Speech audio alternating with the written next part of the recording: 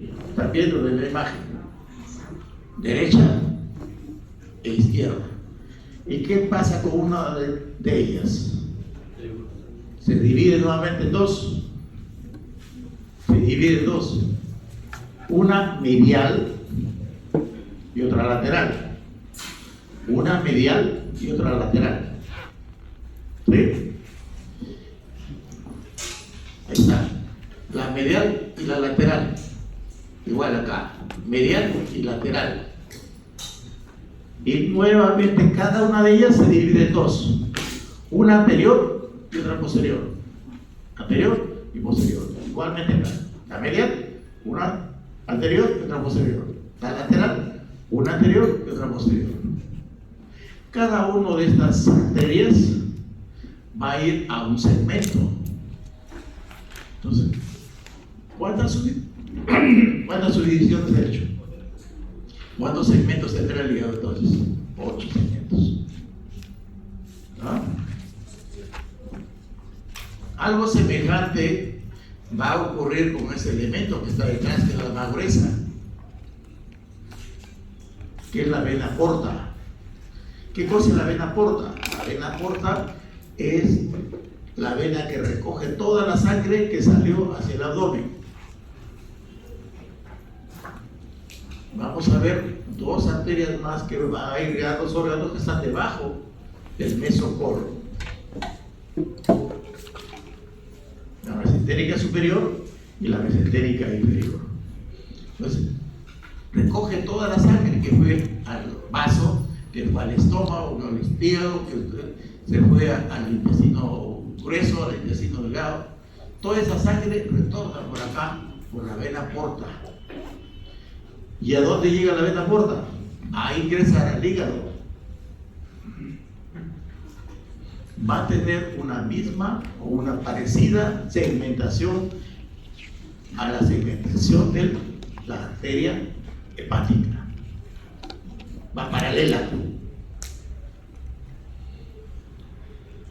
Durante el curso les he dicho que las arterias se van a ramificar y que las venas se van a formar. ¿Sí?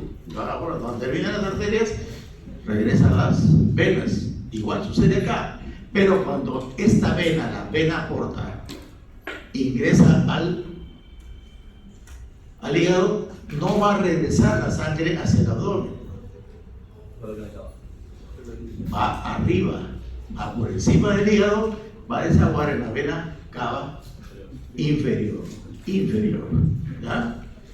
Entonces, aquí estamos viendo la vena porta, esto en celeste es la vena porta. Y detrás estamos viendo a la vena cava. ¿Sí?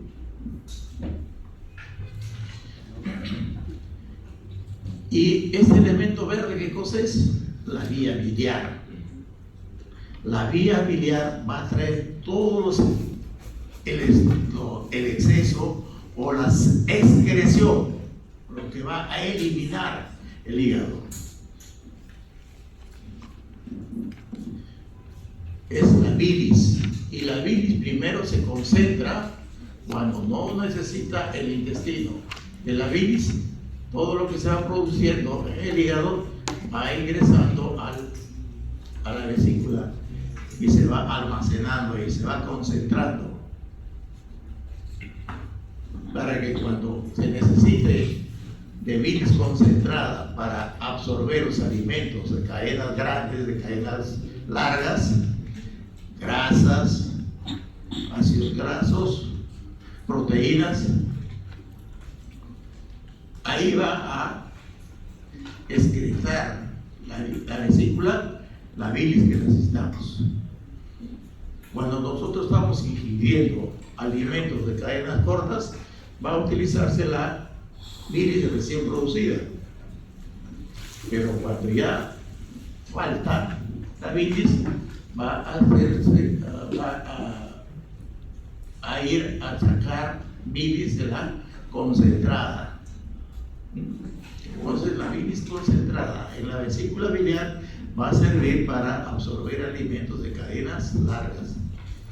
¿Dónde va a ir? Va a ir al intestino delgado, pero a la parte distal, al ilio. Porque inicialmente, ¿a dónde va a ir la bilis recién producida? Hacia el intestino delgado, la parte alta, al yeyuno. ¿Ya?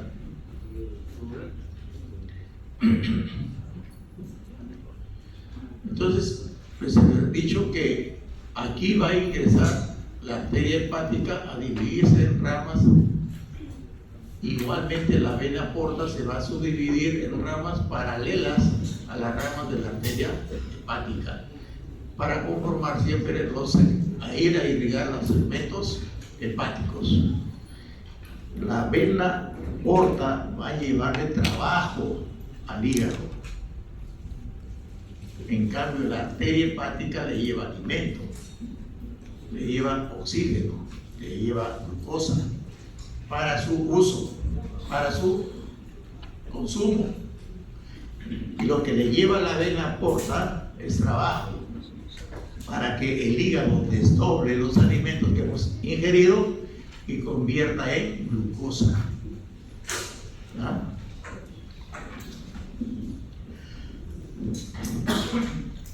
Entonces el hígado es un órgano excretor a sustancias que no sirven para nuestra alimentación, para nuestro metabolismo. Es excretado, pero a pesar de que es excreción, sí lo necesitamos para que se puedan absorber los alimentos. Necesitamos para el metabolismo de los alimentos que nosotros ingerimos, necesitamos la bilis. Y no solamente la bilis, sino también lo que produce el páncreas, la excreción del páncreas. Tanto el hígado como el páncreas son órganos excretores y también secretores. ¿Qué diferencia hay entre excreción y secreción?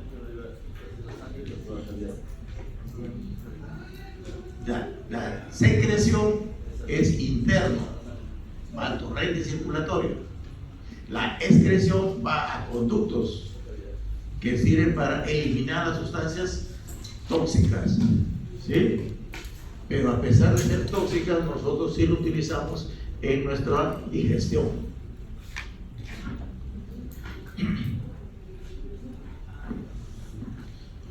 Todos estos órganos o elementos que estamos viendo se llama el pedículo hepático.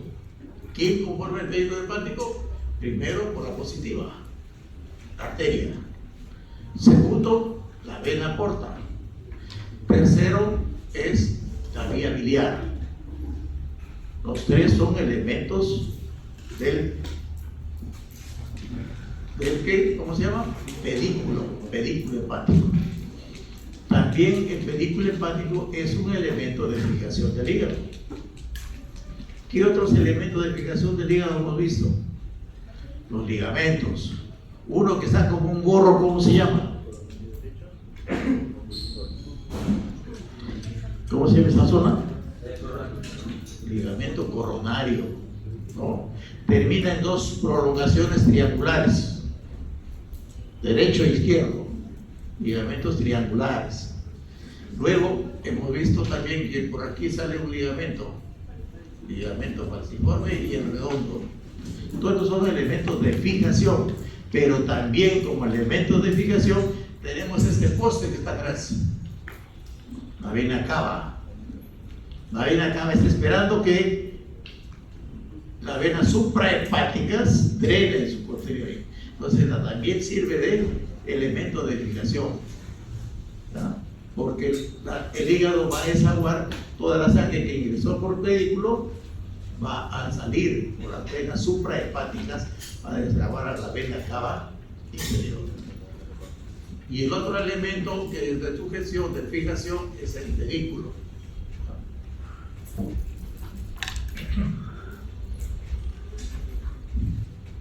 Entonces la arteria gastroduodenal es esta, gastroduodenal, va a tener dos grandes ramas. Esta, la gastroepifloica derecha, y otra es la pancreatodenal, que se subdivide en una rama anterior y otra posterior, para irrigar a las dos primeras porciones del dedo y la mitad de la cabeza del páncreas.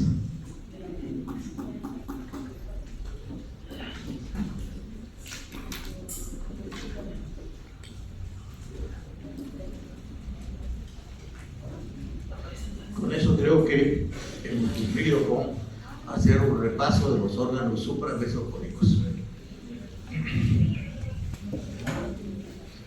Vamos a pasar a ver lo que es el páncreas, el hígado, ya vimos. ¿Qué más? Los riñones. Con eso vamos a dar por terminado estas clases.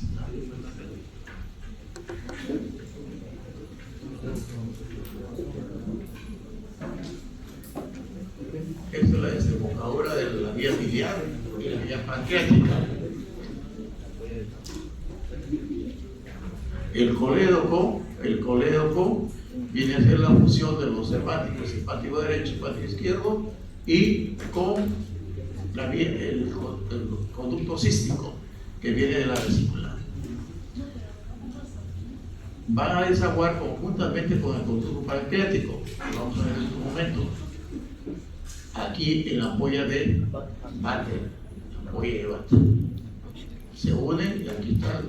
Esta ampolla es como si fuese una válvula que permite el ingreso de uno y de otro conducto. Y lo que une, lo que va a salir es el esfínter de Oddi. El esfínter, ¿qué cosa es? La emergencia del conducto, pero no de uno, sino de los dos juntos. Ampolla mayor o papila mayor de María.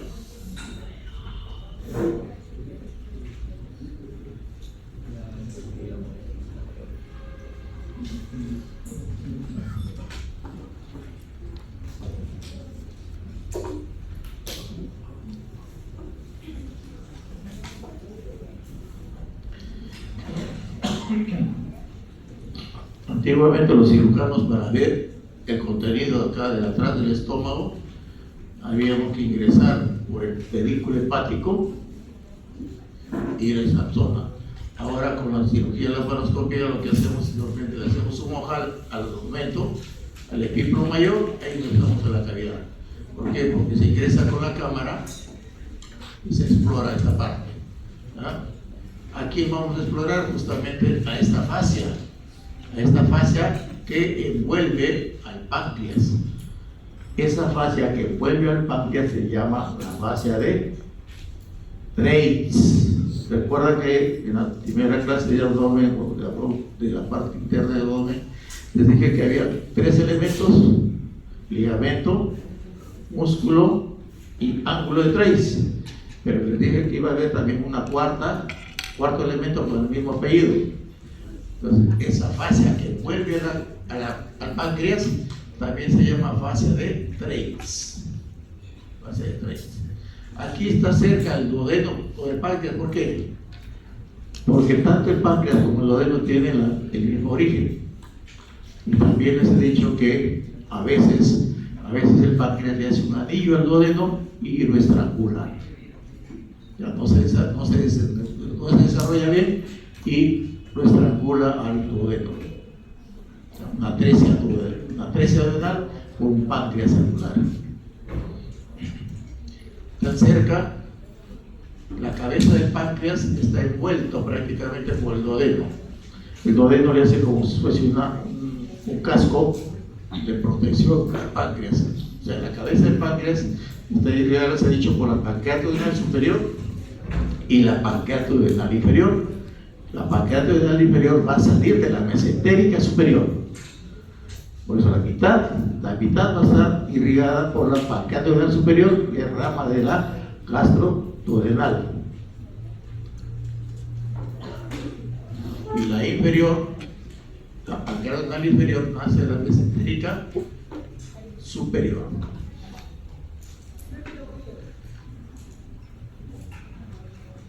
Ya hemos visto esto, vamos a pasar entonces a lo que es el páncreas y es los riñones. Estos son elementos que están en la parte posterior, son retroperitoneales, detrás del peritoneo. ¿Ya? Tenemos dos, el derecho y el izquierdo. El derecho un poco más bajo por la presencia del hígado que lo deprime, y el izquierdo es un poco más alto. y puede ser el izquierdo un poco más grande que el derecho también. Y como si tuviésemos el invierno, también se cubre de una capucha acá. Esa es la glándula suprarrenal. La glándula suprarrenal es muy importante para nuestra diferenciación sexual. Produce hormonas que nos diferencian del sexo y también nos dan hormonas para nuestro desarrollo. ¿Ya? Es una pequeña glandulita que solamente lo podemos observar en personas que estamos operando esa parte. Es muy difícil verlo, esta glándula, en un cadáver. ¿Por qué? Porque se imagina su estructura es prácticamente nerviosa, ¿ya? Y es muy lábil, es muy pequeñita y muy lábil, pero como es importante, está bien irrigada. Tiene 3 grandes arterias que lo irrigan y solamente le drena una vena. ¿Ya? Esa es la glándula suprarrenal. Y el riñón va a tener esa forma de una habichuela. No vamos a decir que tiene la forma de un riñón, ¿no? Porque todavía no lo conocen ustedes. ¿Qué es la habichuela? El lava, ¿qué más? Hay otro elemento más grande que no es el payar, ¿no? Los payares, ¿no? Entonces, semejante a eso. Eso sí lo conocen. Entonces, y es rico también. Entonces el riñón tiene la forma así, de un payar. De la parte interna, la parte cóncava, es el pedículo. Por ahí ingresa el pedículo. Por la parte cóncava penetra su pedículo. ¿Y qué elementos conforman su pedículo? 1 de ingreso y 2 de salida. ¿Quién será de ingreso? La arteria. ¿Quiénes serán los de salida? ¿Y quién más? La pelvis. La pelvis. ¿Ya? Los cálices mayores van a conformar la pelvis y la pelvis va a conformar el uréter. Había excreción. Ustedes están viendo que hay diferencia entre uno y otro. En primer lugar, la posición. Más bajo es el derecho, un poco más elevado es el izquierdo. Pero también es de hecho que en el abdomen hay zonas débiles, ¿sí? Y que puede salir el riñón por estas zonas débiles.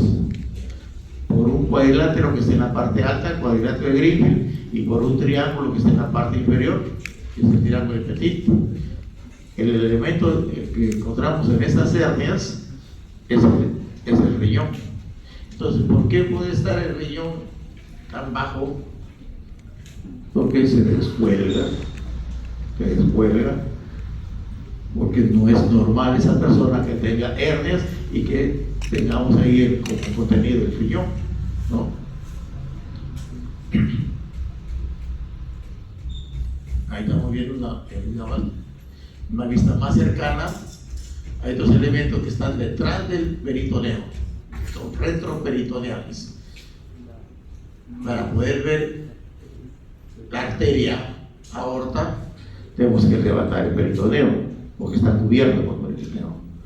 Entonces, y además el riñón, miren, tiene una protección, la cápsula de Gerota. La cápsula de Gerota es una fascia especialmente membranosa y también de grasa, que le sirve de amortiguación para su función del riñón. ¿Ya? La cápsula de Gerota, que lo envuelve a todo el riñón. Acá tenemos el hilio renal.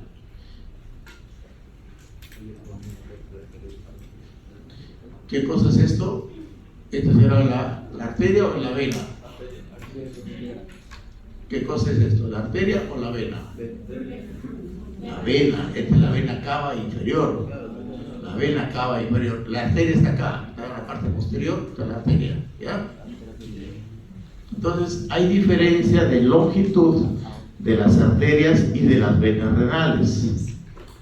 La aorta baja por el lado izquierdo, la vena cava sube por el lado derecho. ¿Sí? Entonces, esa que está por el lado derecho de la columna es la vena cava. Y la arteria no lo estamos viendo acá, pero la arteria está acá. El arco de la aórtico, conformado por los pilares, ahí está la arteria. Entonces la arteria renal izquierda será más corta que la arteria renal derecha.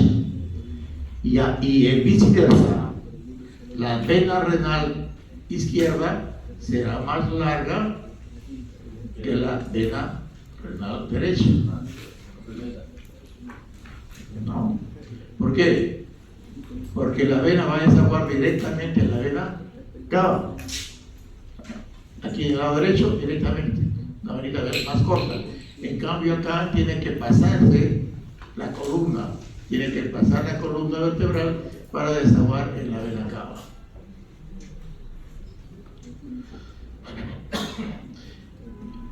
Otro elemento que quiero que vean es esto, miren. Esta es una venita que viene directamente, en el caso de la mujer, del ovario, y en el caso del varón, del testículo. Entonces, nosotros no le podemos decir, no sabemos si este es hombre o mujer. Entonces, ¿qué le llamamos? Vena gonadal. ¿Sí? Vena gonadal. Esta que está desaguando directamente en la vena cava. ¿Ya? En cambio acá, miren, ¿a dónde está desaguando? A la vena renal izquierda. ¿Ya? Este elemento venoso que está recibiendo esta vena es la vena gonadal izquierda. Y acá está la derecha.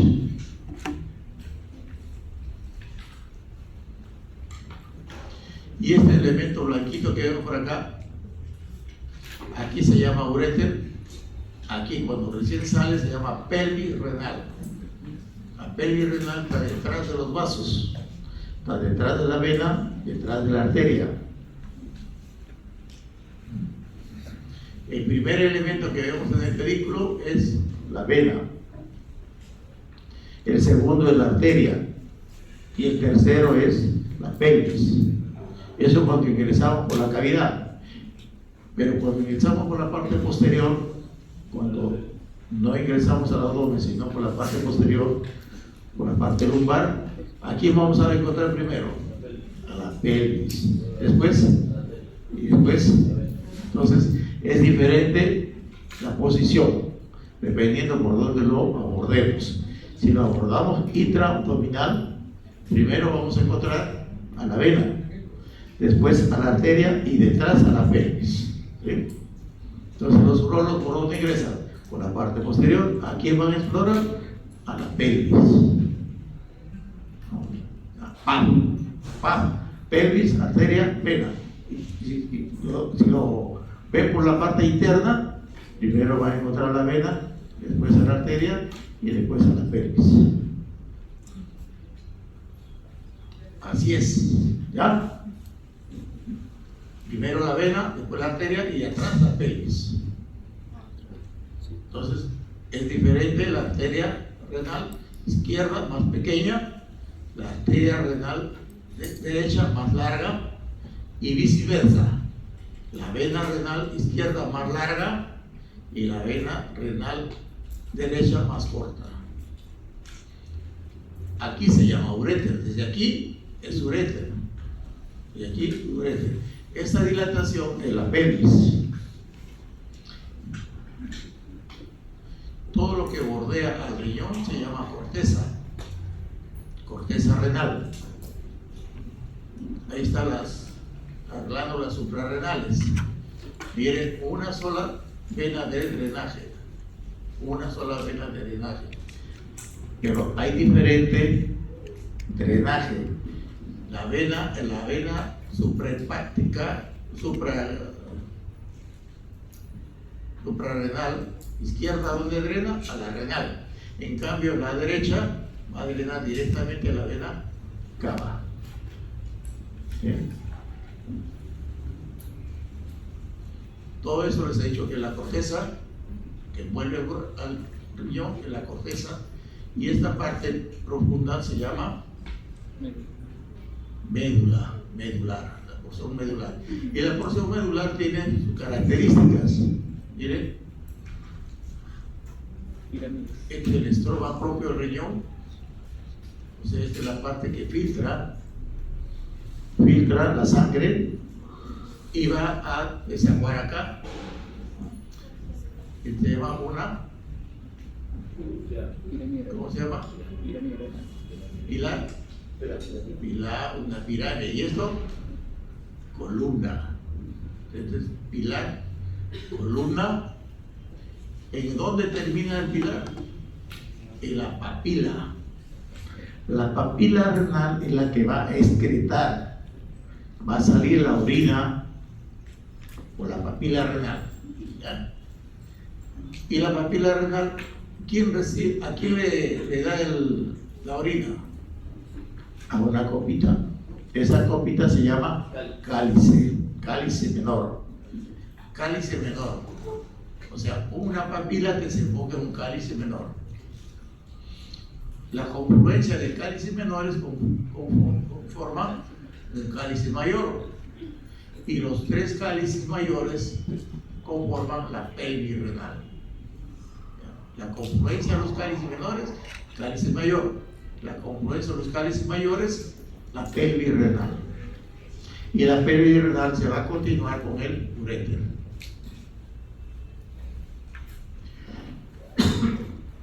El uréter va a tener irrigación segmentaria.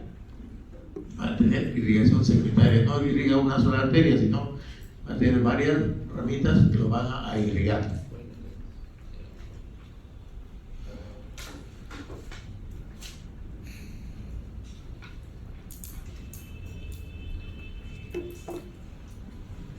Esta es la pelvis, miren, la pelvis renal, el uréter. Los dos uréteres bajan y van a depositarse en la vejiga, pero no es un drenaje en forma perpendicular. No van a introducirse en la vejiga en forma perpendicular, sino oblicuo. O sea, de la parte alta vienen hacia abajo. De tal manera que esta desembocadura va a servir también de válvula al drenaje del uréter. Fisiológicamente no debe haber reflujo de la vejiga al uréter. ¿Por qué? Por esa desembocadura, que es así, oblicuo. Ingresa por acá, por la parte alta, y va a terminar abajo. Por lo menos se labra 1 centímetro de intramural. 1 centímetro de uréter intramural. ¿Qué significa eso? Que va a estar dentro de la pared de la vejiga por lo menos 1 centímetro entre su ingreso y su salida. Entonces, cuando se llena la vejiga, va comprimiendo esta estructura y le sirve de válvula. Por la presión va a ir saliendo la orina. Por la presión que ejercen los uréteres, porque el uréter se va contrayendo de forma segmentaria, ¿no? Va contrayéndose y va expulsando la orina. Entonces, en esa compresión que hace que se abra la válvula y desagüe la orina. Pero como se dilata la vejiga, va comprimiendo la pared. ¿Ya? Comprime la pared y entonces evita que haya un reflujo de la orina hacia el uréter.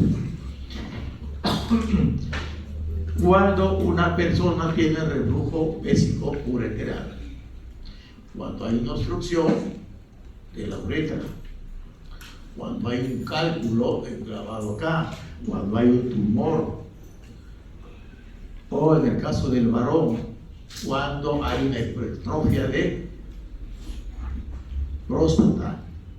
Entonces, en esos casos puede existir el reflujo vésico-ureteral. O sea, el reflujo vésico-ureteral no es anatómico, no es normal. ¿Sí? La desembocadura de los dos uréteres es en la base, en el piso de la vejiga. Su entrada de los uréteres y en la emergencia de la uretra forman un triángulo que está en el piso de la vejiga. A este triángulo se llama trígono vesical. Ahí tienen. Está desembocando los uréteres, miren. Ingresa por acá, a esa altura está ingresando, pero sale por acá.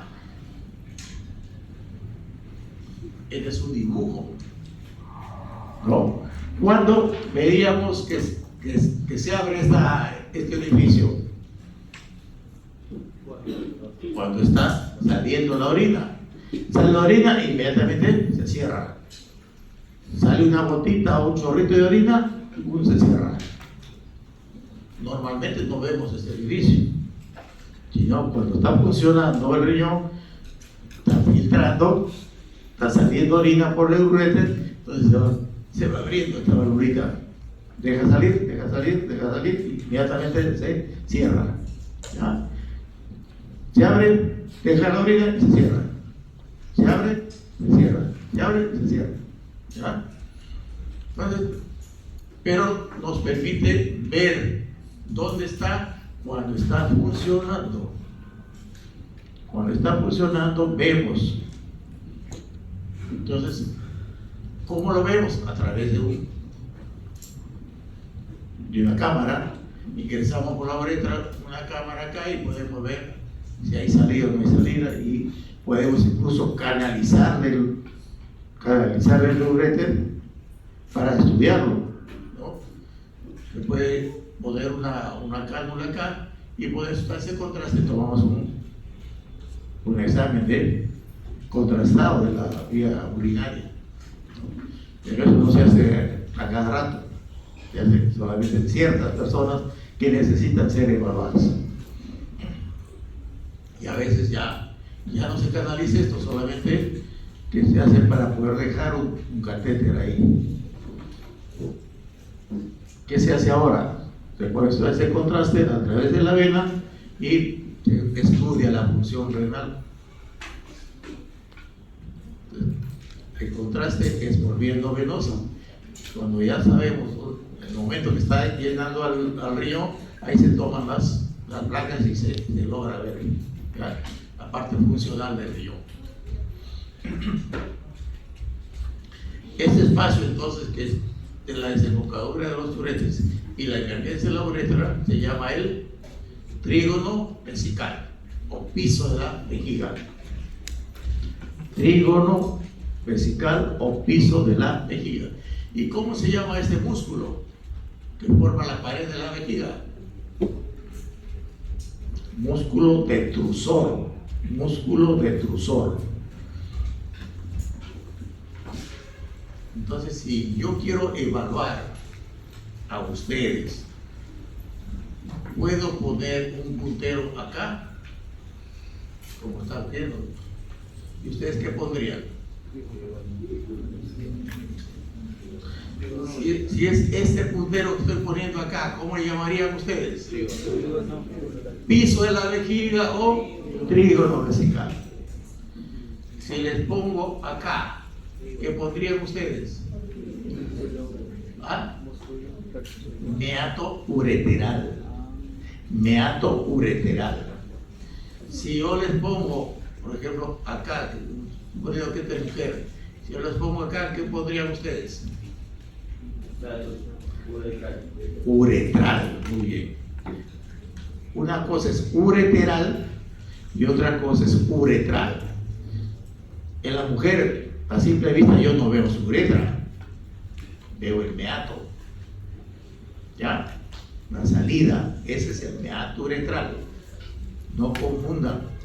¿Ya?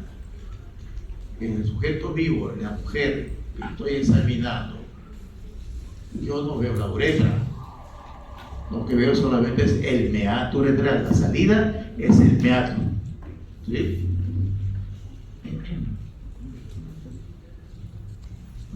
Y si les pongo acá, el puntero acá, o acá, o acá, o acá, en cualquiera de estas porciones, ¿qué pondrían ustedes?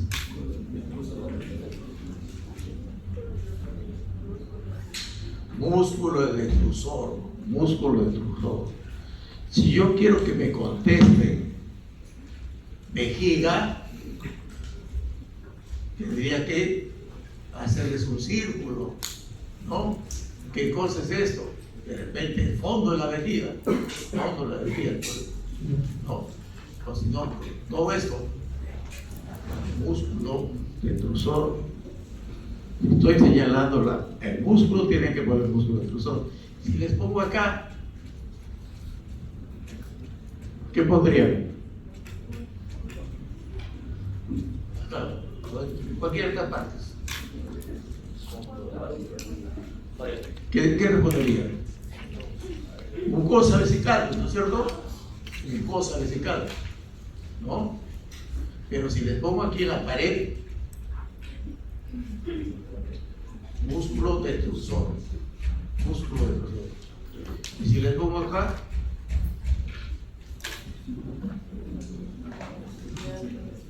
meato uretral.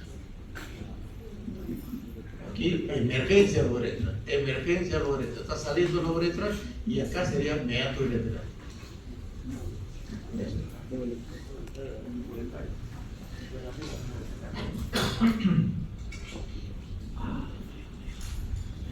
El hígado, el riñón también es un órgano excretor y secretor. ¿Qué bota? ¿Qué elimina? La orina. ¿Y qué produce? También produce secreción interna. También produce secreción interna. ¿Ya?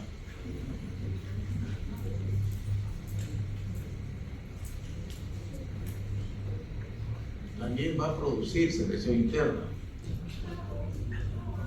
La ferritina es una hormona que produce el hígado, que va a servir justamente para la producción de los elementos forma de la sangre. Si no tenemos la ferritina, no se va a producir. Entonces es un órgano también secretor, segrega la hormona. Entonces el otro elemento que es retroperitoneal es esto, es el páncreas. Acá está la cabeza, está imbuida dentro del marco duodenal. El cuerpo está delante de la aorta, delante de la arteria de la vena cava.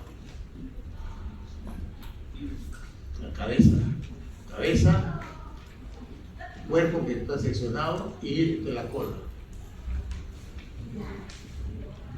Mira, aquí está seccionado el estómago para poder ver justamente el páncreas. Si no sacamos el estómago, no vemos el páncreas, está detrás del estómago.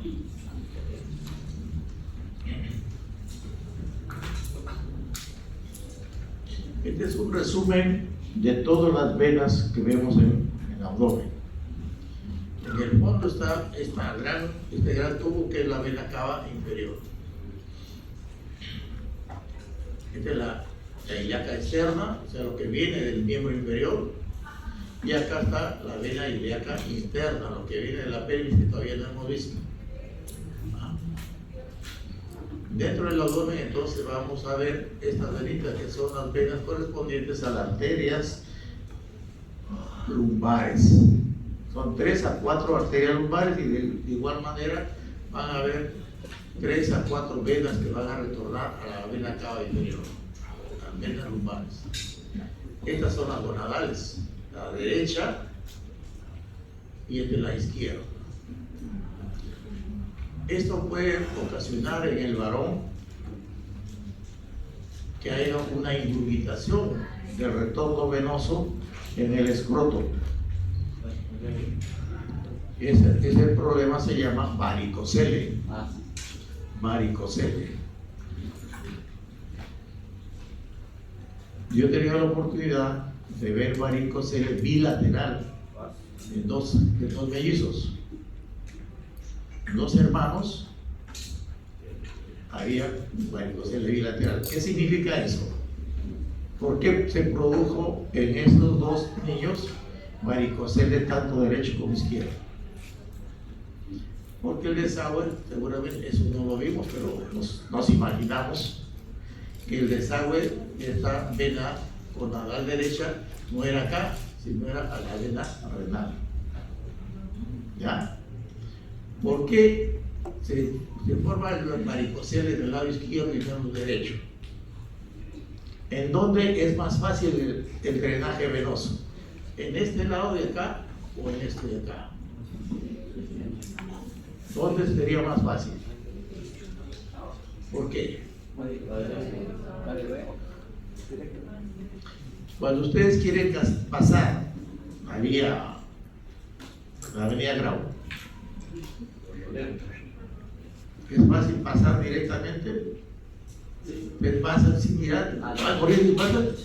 No, se detiene. Primero viene el carro, no viene el carro, ¿no? Así es.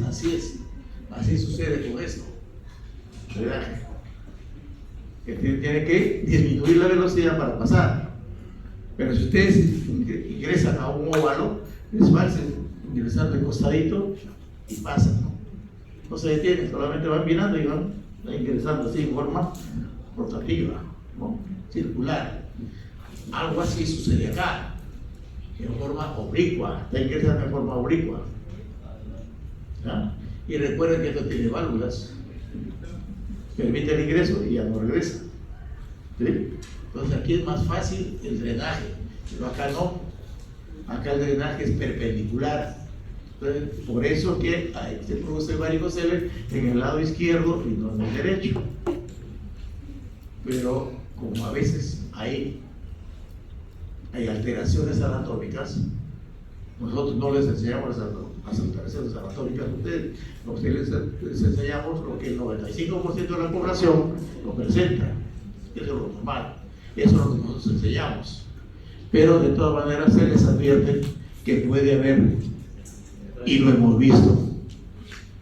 Lo hemos visto no solamente en anatomía, sino en el ser vivo. Y se les he dicho más de una vez que yo no solamente les enseño lo que he visto en los libros, sino les enseño lo que en mi experiencia propia he visto.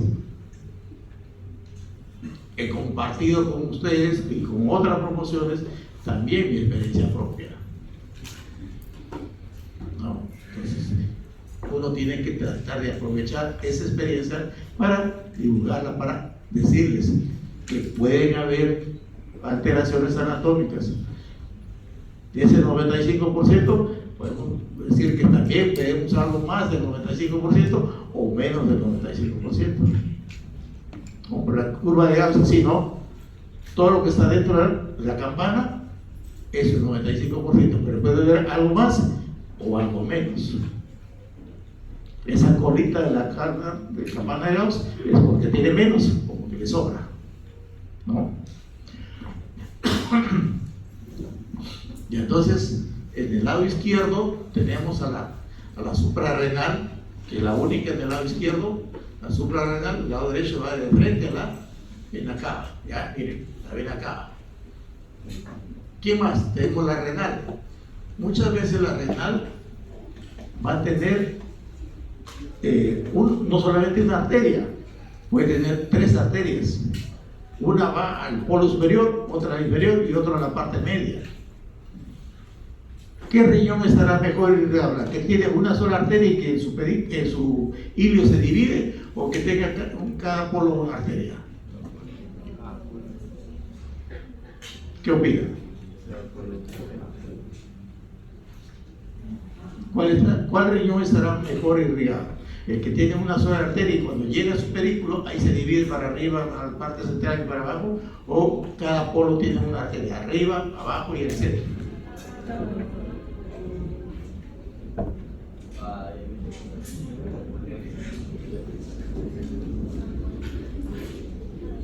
Para que salga una arteria, tiene que tener presión. Entonces, si sale una arteria, más o menos así de este grosor, va a tener un tremendo calibre y va a tener una buena presión. Pero si va a salir un chorrito, va a disminuir. La presión de esa arteria va a ser menor que una arteria más gruesa. Así es. Entonces, mejor es que exista solamente una arteria y cuando ya llegue al riñón se subdivida. Porque la presión que va a tener cada una de ellas va a ser semejante al resto. Entonces va a ser perfundido mejor un riñón cuando tenga una sola arteria y en su pedículo se divida. ¿Ya? Cuando hay arterias polares, ese riñón no está mejor perfundido que uno que tiene una sola arteria. ¿Sí?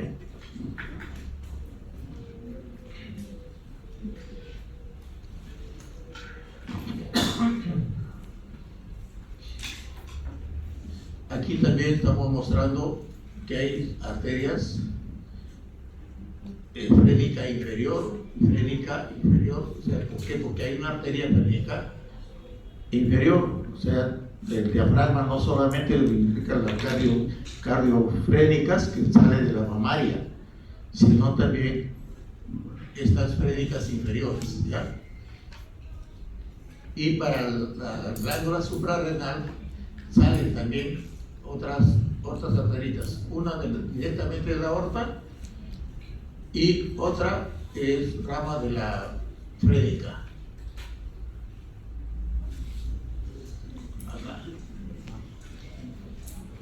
La jarra, el vaso es un elemento, un órgano hematopoyético, no porque produzca, sino al contrario, sirve de control de los órganos, de los elementos formes de la sangre. ¿Ya? Tiene el hígado y el vaso tienen elementos de producción y también de elementos de destrucción de los elementos formes de la sangre. ¿Qué hace el vaso? Va a depurar en cierta forma a los elementos formes de la sangre. ¿Cuáles son los elementos formes de la sangre?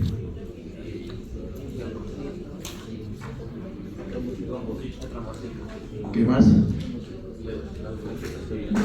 Los eritrocitos, ¿no? Eritrocitos, leucocitos y trombocitos. Entonces son células.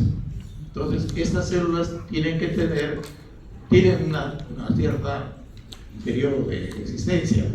Quienes viven más son los eritrocitos. Quien vive menos son los trombocitos. Entonces, en su época de función, van degradándose. ¿Y quién los limita? ¿Quién los selecciona? El vaso. El vaso va a ir destruyendo a estos elementos formes que ya están degenerados o que ya no sirven, pero no los elimina, no los bota.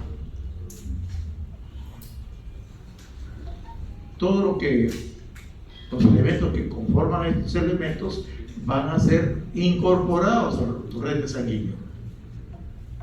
Los eritrocitos, ¿cuál es su elemento principal? La hemoglobina. ¿Y qué es la hemoglobina? Fierro. Entonces, ese fierro va a retornar ¿a dónde? A la médula ósea. A la médula ósea para producir nuevos elementos. ¿Ya? Entonces, sirve de control, justamente, ¿ya? De control de los elementos formes de la sangre. ¿Ya? ¿Dónde está ubicado? Ya sabemos, en el cuadrante superior izquierdo, en el hipocondrio izquierdo. Por delante, ¿a quién va a tener? A la parrilla costal. está cubierto por la parrilla costal. Para palpar el vaso, tengo que enganchar acá la columna y poder palpar el vaso. La persona que está con hiperpunción de esto, no necesito hacer eso, solamente voy a palpar ahí y voy a encontrar un tremendo vaso. Ya no va a ser vaso, una jarra, ¿no? Pero eso son en ciertas personas. Pero generalmente, personas que no tienen un problema, no se puede palpar libremente el vaso. Tenemos que hacer que el sujeto inspire para que baje. ¿Quién lo va a bajar? El diafragma. Entonces ahí podemos palpar el vaso. Y se engancha, como si es el dientón, porque parecía dos dientes, dos incisivos crecidos. Está fijo a través de un ligamento que une al páncreas, que une al vaso y que une al colon. El ligamento gastroesplénico renal. O sea, todos estos órganos están del lado izquierdo, el ligamento gastro, estómago, espleno, vaso, riñón y también el intestino. El intestino grueso, la parte izquierda del intestino grueso también está unido ahí. Su tamaño más o menos 12 centímetros de longitud, 7 de altura, pero tiene su posición como si fuese también como si fuese una habichuela, ¿no? Tiene dos capas, una cara interna que es la del ilio y la cara superior que es la subdiafragmática. Una parte cóncava y otra parte convexa. Cóncava por donde ingresa el ilio y convexa la que está cubriendo por el diafragma.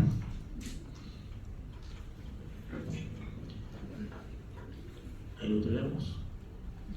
Ahí traía el doctor Casas el dientón.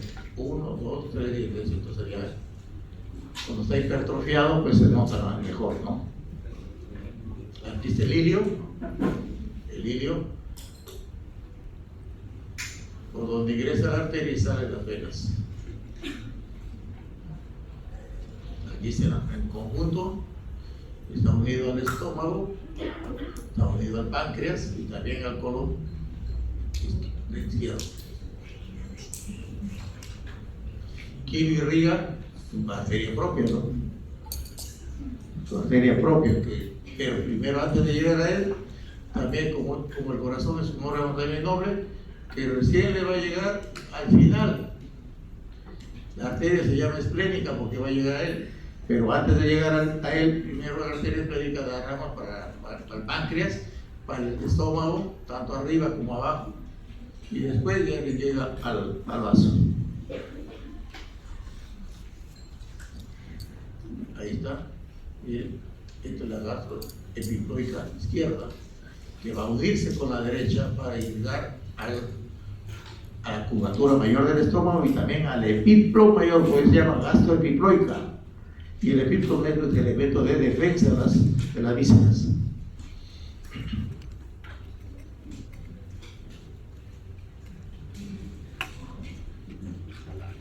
El otro elemento es el páncreas. El páncreas también es un elemento excretor y secretor. ¿Qué elimina? Las enzimas pancreáticas, que nos sirven para nuestra digestión, especialmente ¿qué elementos? Grasos, elementos de cadenas largas, ¿ya? Y también tiene función endocrina, porque tiene secreción interna. ¿Qué segrega? Glucagón e insulina. ¿Qué pasa cuando no se produce insulina? Son los diabéticos, ¿no? O sea, no es que coman más azúcar o menos azúcar, sino que no tiene insulina, no produce insulina, ¿ya? Claro que para mejorar su estado de salud, mejorar su existencia de un diabético, le decimos no coma mucha azúcar. No es porque el azúcar le haga daño, sino que se le va a incrementar la glucosa que no puede ser incorporada al organismo. Entonces la glucosa produce mucha inflamación. Por eso que no debemos comer muchas azúcares. porque es irritante, inflamatorio. Tomar lo menos azucarado posible los alimentos.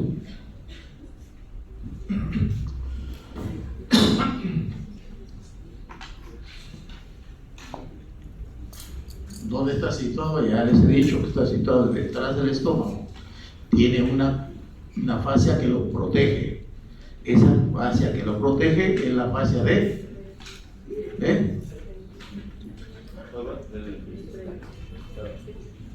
sus porciones, la cabeza, el cuerpo y la cola. El conducto principal nace desde la cola, va recibiendo la excreción, y la secreción es interna, va al sistema venoso, ¿sí? ¿Y a dónde va el sistema venoso? A la vena esplénica. La vena esplénica va a ir retorno venoso del páncreas. El colédoco es el conducto secundario de Santorini. Ahí es el páncreas. Parece una pipa volteada, pero no tiene salida, ¿no? Aquí la excreción, tanto del conducto accesorio de Santorini, papila menor, su orificio, su desembocadura se llama papila menor, y esta es la papila mayor, que no es exclusiva del páncreas, sino también del colédoco, la ampolla de páncreas.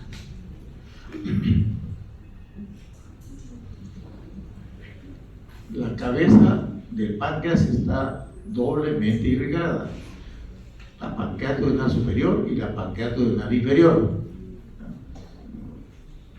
El cuerpo va a estar irrigado por la arteria pancreática mayor. ¿Rama de quién? De la esplénica.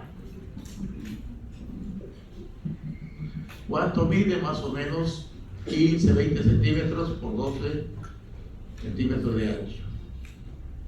2 centímetros. La cabeza, cuello, el cuello del páncreas 2 centímetros. ¿Ya?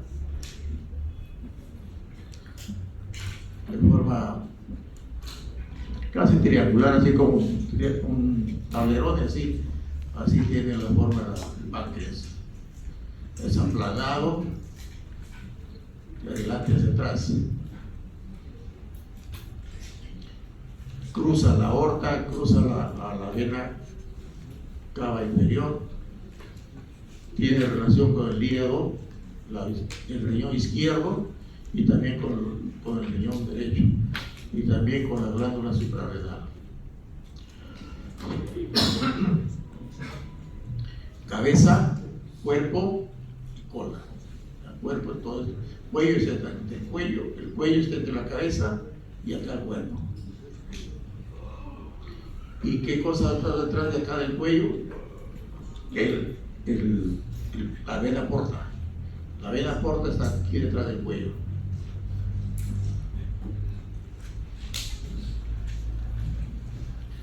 Conducto de drenaje, el conducto de Santorini y el conducto de Wilson, ¿no? ¿Y el de Wharton cuál es? ¿Cuál es el conducto de Wharton? Submaxilar, la glándula submaxilar. Este es el conducto de Wilson, el principal conducto de Wilson, ¿ya? Y el secundario es el de Santorini. El accesorio es el de Santorini, ¿ya? Y el principal es el de Wilson. ¿Dónde desemboca? En la papila mayor o duodenal, y la menor es la del Santorini. Entonces, este es el principal. El de Santorini sería arriba, acá.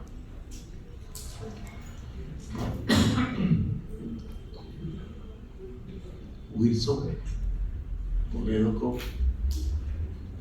La irrigación ya les he mencionado que arteria irriga. Drenaje venoso, también todo va a drenar a la vena esplénica. Todo va a drenar a la vena esplénica, y la vena esplénica se va a unir con la mesentérica inferior para formar el tronco espleno-mesentérico. Y esta es la mesentérica superior, que se va a unir con el tronco espleno-mesentérico. No con la mesentérica, no con la esplénica, sino con el tronco espleno-mesentérico. todo este arco arterial. Miren, ¿de dónde está saliendo la inferior? De acá de la mesentérica superior. Anterioduodenal inferior y acá de la gastroduodenal, la pancreatoduodenal superior. Y aquí se forma un arco arterial anterior y posterior. Ya hablamos en la clase pasada, ¿cierto? Yo les quiero pedir disculpas porque tengo que retirar. ¿Ya? Listo.